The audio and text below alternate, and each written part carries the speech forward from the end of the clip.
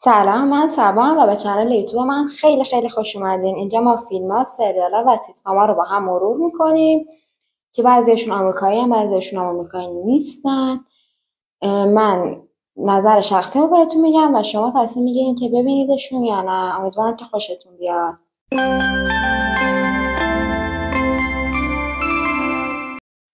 سیتکامی که میخوایم امروز راجع بهش صحبت بکنیم خیلی شباهت داره به سیتکام هفته پیش. اگه یادتون باشه هفته پیش The Office رو معرفی کردم. این هفته میخوام پارکس اند ریکرییشن رو معرفی بکنم.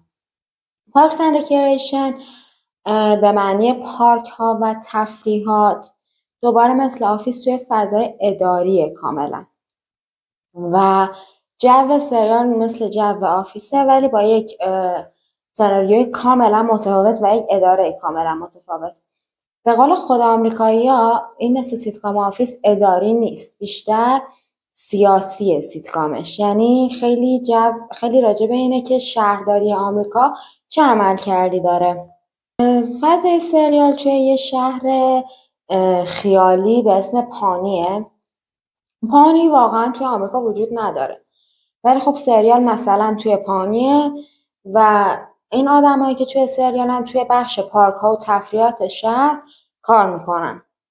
یه خانومی یه دونه زمین خیلی بزرگ بیابونی بغل خونش هست که یه روزی دوست پسرش میفته توی این زمینه و پاش میشکنه و انگار حالت یه گودال خیلی بزرگ و این میره به شهرداری شکایت میکنه که آقا من دوست دارم که این گوداله تبدیل به یه چیزی بشه، اینجوری گودال نمونه که آدما مثل دوست پسر من بیفتن اون تو پاشون بشکنن. داستان از اینجا شروع میشه و اون آدمی که ایشون امی پولر که اونجا کار میکنه توی شهرداری میخواد که با تمام تلاشش رو بکنه که این فضای گودی بزرگ رو تبدیل بکنه به پارک. ولی خب بقیه بخش شهرداری دوست ندارن، خیلیشون سر رستوران بشه، چیزای دیگه بشه و درگیری‌های بین اوناست.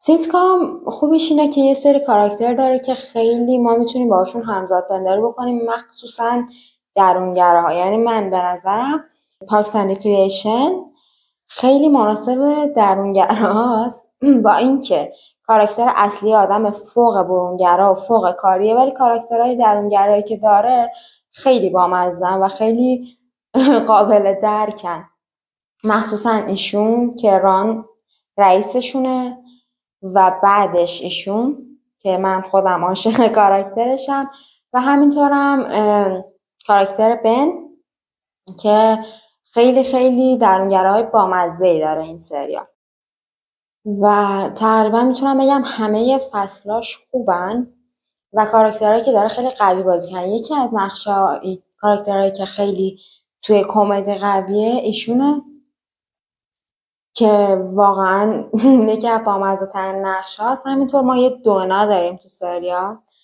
که نزدیکترین کاراکتر به شخصیت خود منه. یه روزی داره توی ما به اسم treat yourself، یعنی توی اون روز هر کاری که دلش بخواد میکنه، گرونترین رستوران ها رو میره، گرونترین مراقبت ها رو از خودش میکنه. خیلی کاراکتر بامزه‌ای. چیزی که راجع به سریال هست و ممکنه که یه سری خوششون نیاد اینه که خیلی آمریکاییه. یعنی چون که اون شهر تخیلی پانی توی قلب آمریکاست،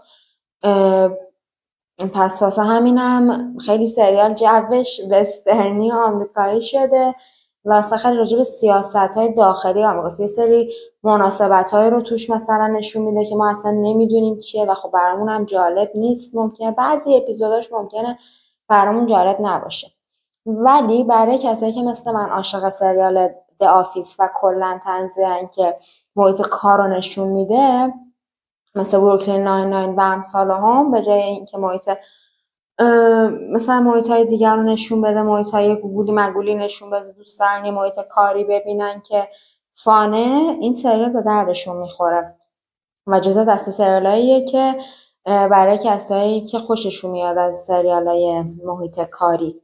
ولی بازم میگم بعضی اپیزودش ممکنه خیلی جالب نباشه به خاطر اینکه خیلی خیلی آمریکاییه. اینم از سیتکام این هفتمون. امیدوارم که خوشتون اومده باشه. لایکتون نره، کامنت برام بذارید، اگر سریال رو دیدید بهم بگید و اگه ندیدید حتما ببینید. سابسکرایب یادتون نره و زنگوله رو هم لطفا بزنید.